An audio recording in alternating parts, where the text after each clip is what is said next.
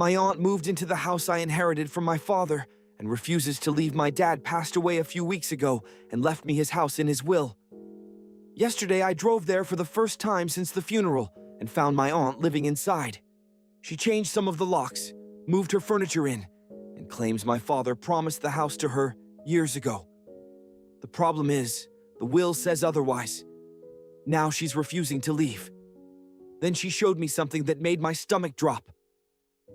The day I inherited my father's house, I expected dust, silence, and 1,000 painful memories.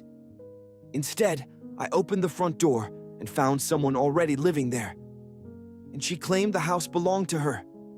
My father died when I was 27. We weren't best friends, but we weren't strangers either. After my parents divorced, he stayed in a small Pennsylvania town and lived alone for years. 2 weeks after the funeral, I received the paperwork. The house was mine.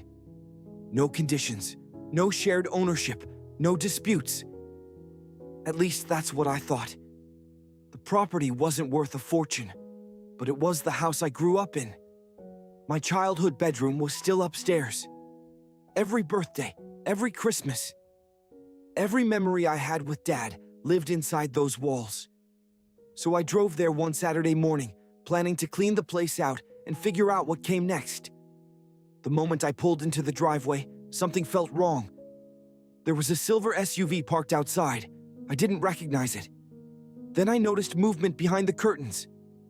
Someone was inside. My stomach tightened. I unlocked the front door and stepped into the entryway. Before I could say a word, a voice shouted from the living room. "What are you doing here?" My Aunt Linda stormed into view, my father's younger sister, and she looked angry. Not surprised, not embarrassed, angry. I stared at her. "What are you doing here?" She laughed.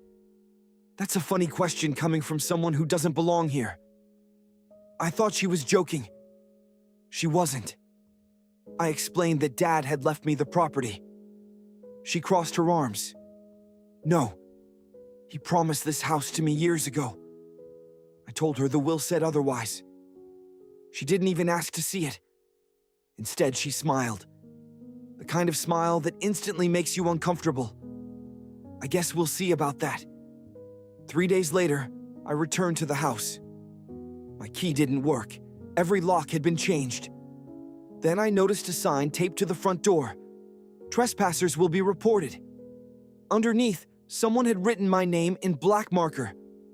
I couldn't believe what I was looking at. My own aunt had locked me out of my own house.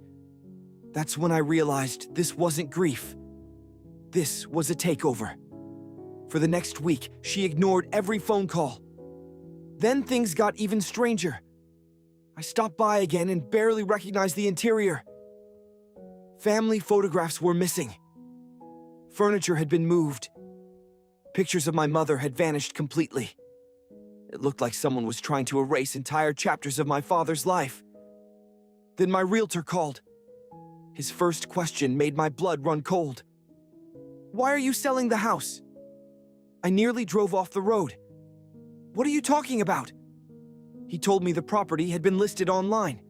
There were photos, ownership documents, contact information, everything. The only problem? None of it belonged to me. Someone had created a fake listing, and the contact number traced back to Linda. When I confronted her, she didn't deny it. She said she was protecting the family legacy. Apparently, her definition of protecting something involves selling it. At that point, I hired an attorney. I thought the situation was ridiculous. Then my attorney called, and for the first time, he sounded worried. Linda had produced a handwritten note, allegedly signed by my father. According to the note, he intended for the house to go to her. When I saw a copy, my stomach dropped. The signature looked real. For the first time, doubt crept into my mind. What if Dad really had promised her something? What if there was more to the story? The next few weeks were miserable. Relatives started turning against me. Linda told everyone I manipulated Dad before his death. She claimed I forged the will. She claimed I stole money from him. People I'd known my entire life stopped answering my calls. One uncle called me a thief. A cousin blocked me without explanation. I started questioning everything. Then I found something hidden in Dad's office. At first, it looked insignificant. One drawer wouldn't fully open. I assumed it was warped. But when I looked closer, I noticed tiny nail marks inside. Someone had installed a false panel. Behind it was a sealed envelope. My name was written across the front. My hand started shaking before I even opened it. Inside was a letter from my father, and it changed everything. Dad wrote it 2 years before he died.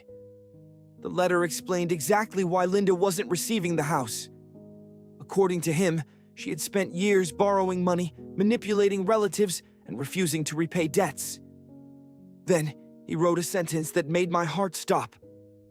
If Linda ever tells you this house was promised to her, she is lying.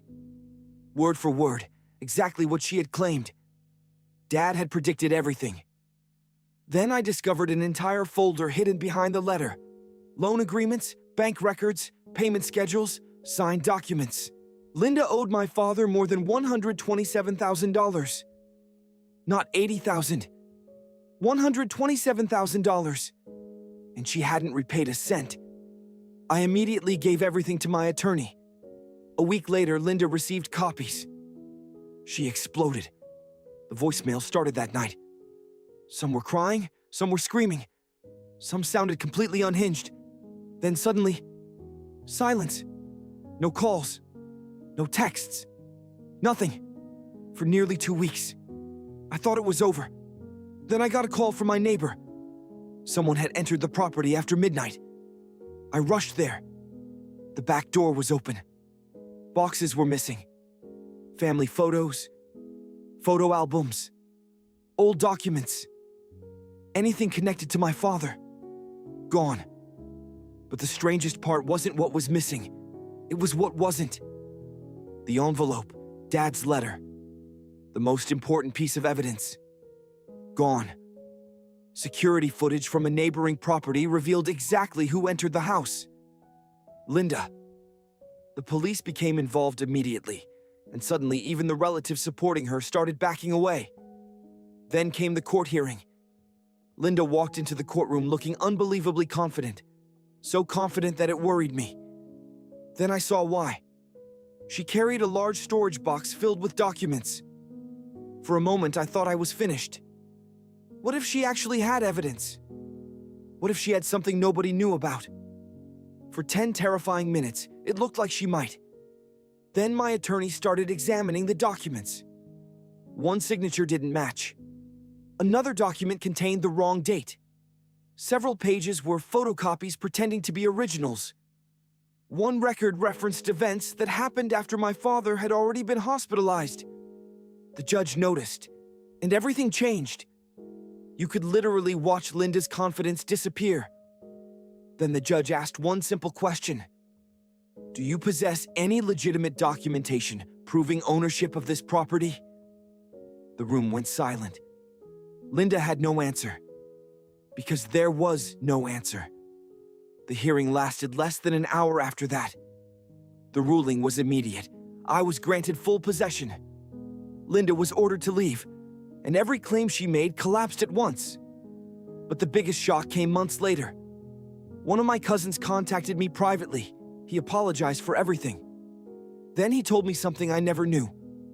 For years, Linda had been telling relatives that she financially supported my father, that she paid his bills, that she partially owned the house, that she sacrificed her own money to keep him afloat. None of it was true. She had built an entire fake story, and eventually people stopped questioning it. Because she'd repeated it for years. A few months later, while unpacking the last box from Dad's office, I found one final photograph. It showed me and him standing on the front porch when I was 8 years old. I almost threw it into a pile of old pictures. Then I noticed writing on the back. Dad had written, "One day this house will be yours. Don't let anyone take it from you." The photo was nearly 20 years old. He wrote those words long before he got sick. Long before the arguments. long before the court battle, and somehow, he knew exactly who would try. The house is still mine today. I renovated most of it. But I left my childhood bedroom untouched. Sometimes I sit on the back porch where Dad used to drink coffee every morning, and I think about that photograph. Not because of the house, not because of the inheritance, but because my father saw the truth long before anyone else did.